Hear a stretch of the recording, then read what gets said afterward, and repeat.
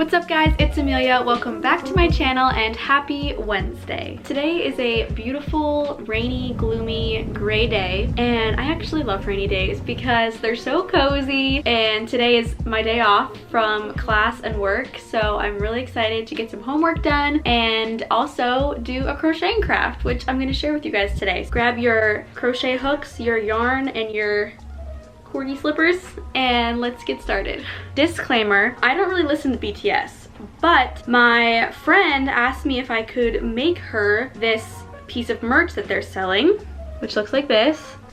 And I believe it's a wind chime, and it was designed by one of the members of the band. I'm not a metal worker. We're not making this out of metal.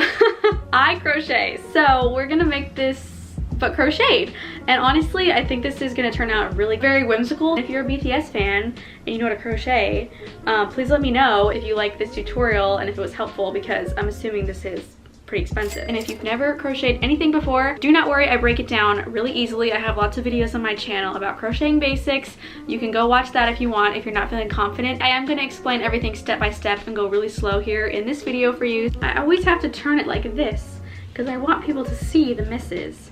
But it's more natural for me to hold the cup in my right hand like this, so then I can see the misses. I think they need to put it on both sides. Way done. For this project, you're going to need a crochet hook, and I'm going to be using the G hook, which is also the 4.25 millimeter hook. Then you're also going to need a yarn needle to sew in your loose ends and sew it all together. And of course you're going to need scissors, and we're going to be using two colors of yarn for this project. I've got this light brown yarn and gray. So the light brown is going to be for the fish, and the gray is going to be for the dome. So with your gray yarn, the first thing you're going to do is create a slip knot, and you do this at the beginning of all your projects. You're going to take the end of your yarn, you wrap it around 2 fingers, and then push the tail in between your fingers and in between the yarn that you wrapped around. Then grab the tail and the loop and pull on both sides. Then you're going to end up with a loop that looks like this. Put your hook through, and then you can pull on the tail end to readjust the size of the loop, and that is a slip knot. So the next thing we're going to do is chain 2. A chain is where you yarn over, and that means you put the yarn on your hook and you bring it through the loop.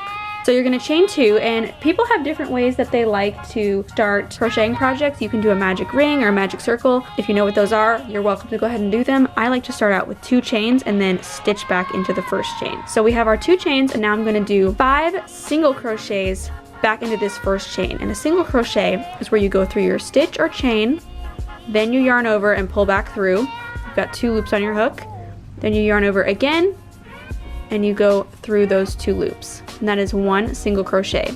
So I'm going to do 4 more of those into the same first chain.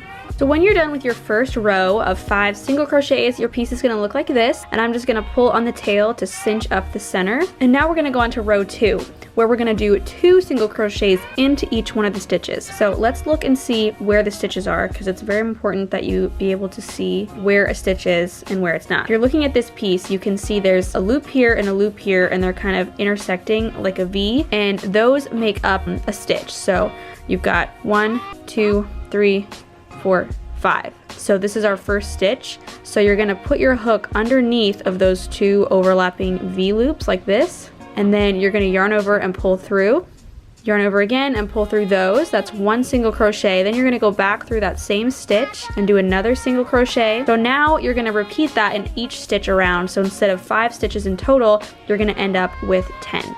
So at the end of that row, your piece is going to look like this, and you can count your 10 stitches. 1, 2, 3, 4, 5, 6, 7, 8, 9, 10. So now for our third row, what I like to do is place a marker so that I don't lose place of what row I'm on. So I'll go kind of through that last stitch I just did, and then take my tail through, and this will create a marker so that I won't lose place of my rows. Okay, so for row number 3, we're going to do something called an increase row. So we're going to do 1 single crochet into the first stitch, but then into the second stitch we're going to do those 2 single crochets.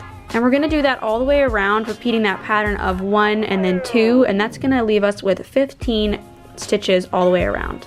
So after row 3, you're going to have 15 stitches around, and your piece is going to look like this. It's a little dome.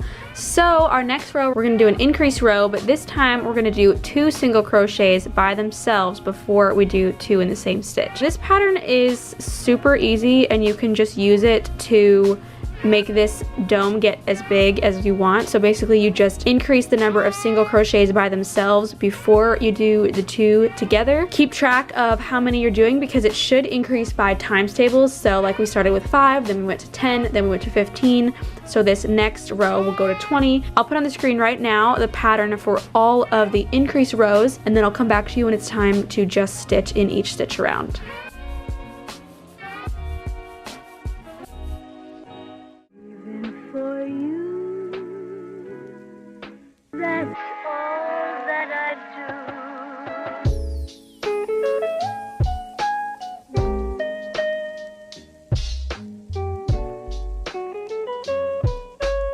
So now you're going to do 11 rows of just single crochets around in each stitch, and I recommend moving your marker right now to the last stitch of the last increase row so that you know exactly where you started your regular rows so that you can count to 11. Also, something that I did was I noticed it was kind of flaring out and I wanted it to go straight down, so I did add a few random decrease stitches, and I show you that later on when I'm showing you the fish. So you can do a few of those just kind of randomly if you notice it's flaring out, just to make sure the sides are going down straight. So to make the little fish, you're going to start out with your slip knot and chain 2, and then I'm going to do 5 single crochets into the first chain.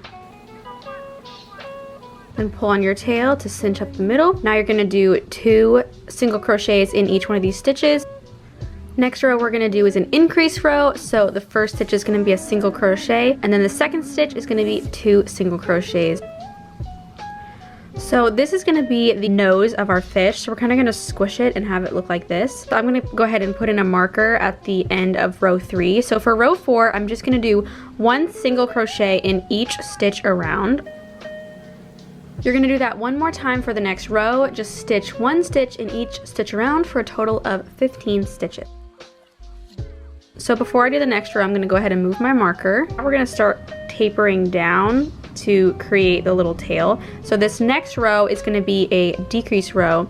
So we're going to do 1 single crochet into the first stitch, 1 single crochet into the second stitch, and then a decrease stitch into the third and fourth stitches. A decrease stitch is the opposite of 2 stitches in 1. It's 2 stitches going into 1. So you go through the first stitch, yarn over, go through the second stitch, yarn over, 3 loops on your hook, yarn over, and pull through all 3, which turns those 2 stitches into 1. So you're going to repeat that pattern of single crochet, decrease stitch all the way around. Now your piece is going to look like this. So for our next row, you're just going to do 1 stitch in each stitch around. And then your piece is going to look like this. Next row is 1 stitch in each stitch around. After that, your piece should look like this. And now we're going to do another decrease row. It's going to be 2 stitches, then a decrease stitch. When you're done, your piece is going to look like this, and that was 7 stitches all the way around. Now we're just going to do 1 stitch in each stitch around. Now your fish looks like this. I think I'll do 1 more row with a decrease stitch. 2 single crochets, a decrease, 2 single crochets. And that's going to leave you with 5 stitches all the way around, and go ahead and tie off your yarn. Going to whip stitch the end closed like so. So the top and bottom fins of the fish are going to be the exact same. So I already did the first one, and I'm going to show you how to do the other one, but it's the same pattern for both. You're going to start with a slip knot, and you're going to go through the side of your fish. So there's not exactly a stitch to go through, so just kind of push your hook through, something like that, and then you're going to do a slip knot. So you're going to pull your slip knot through, yarn over, and pull directly through to secure it. So now we're going to do something called a double crochet. So you're going to yarn over, and you're going to go through that space, yarn over again. Now you're going to have 3 loops on your hook, yarn over and go through the first 2 loops only, and then you're going to yarn over again and go through those 2 loops. And that is a double crochet. So now you're going to do a half double crochet, yarn over, and then go into a space right next to it, yarn over again, pull through, and then yarn over for a 3rd time and just go through all 3 of those loops. Okay, now you're just going to do a single crochet. For the 4th stitch, you're going to do a half double crochet again. So yarn over, go through the side, yarn over, 3 loops, yarn over, and pull through all 3. And then a double crochet stitch. And finally, you're going to do 1 more double crochet stitch through that same hole. and go ahead and tie off your yarn, but leave a little bit of a tail to sew in the edge. So go ahead and put your yarn on your yarn needle and then go straight down to kind of secure the end. And now if you want to make this dip a little bit more pronounced, you can go along the side to the middle, go through just under the stitch, and then go straight down to the other side and pull to kind of make that a little bit more exaggerated. So now for the tail, we're gonna start in a similar way. We're gonna start with our slip stitch to the tail of the fish. Then for the little side, we're gonna start with a double crochet, followed by a half double crochet, followed by just a slip stitch, not even a single crochet. Then for the bigger side, we're gonna start with a half double crochet, followed by a double crochet, followed by another double crochet, a half double crochet. Now you're gonna cut your yarn and leave a tail so you can sew it in. So with your trusty yarn needle, all you're gonna do is I looked at the picture of this fish, and it does have a lot of details. It has lips and an eye and scales. So I focused on those and not the lines on the fins. So for the eye, all I did was come up on one side and then come back down through the crocheting about a couple centimeters apart, and then came up again above it and then looped that first stitch over the new stitch and then stitched it down. Does that make sense? I'm not sure. Hopefully with the visual it makes sense. Basically, you're stitching your yarn in a curve for the eye. And I did the same thing for scales. For the lips, I started just like with the fins, attached my yarn to the mouth of the fish, and then I did a half double crochet and another half double crochet and then a single crochet. And then I left a long tail that I used to stitch through the center of those stitches to kind of create the dip for the two separate lips. So once you're completely done with your fish, you need to attach him to your dome. So I just used the tail that I had left over for my dome, but you might need to attach a new piece of yarn if your tail is too short, and just tie it to the top fin of the fish and then use your yarn needle to hide the extra piece of yarn inside the fish.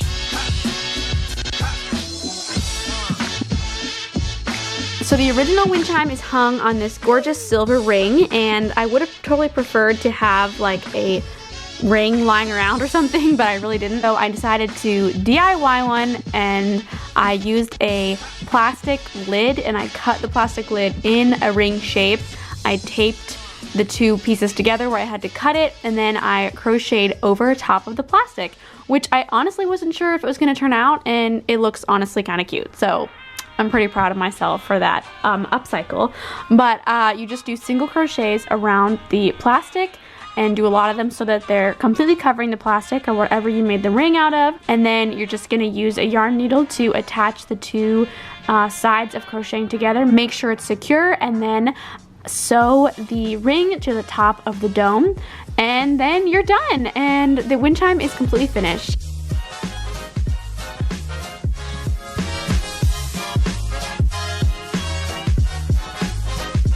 I think it turned out really cute. My friend really liked it, and I hope that if you're a BTS fan, this sparks some joy in your life. And let me know in the comments if you like it or would make it, or would you just buy the original, which I looked it up and it's like $100, so maybe crochet one instead. Thank you guys so much for watching. I hope you enjoyed coming along with this project and that you try crocheting. And let me know in the comments any future videos that you'd like to see, and I will see y'all on a future Wednesday soon. Bye guys!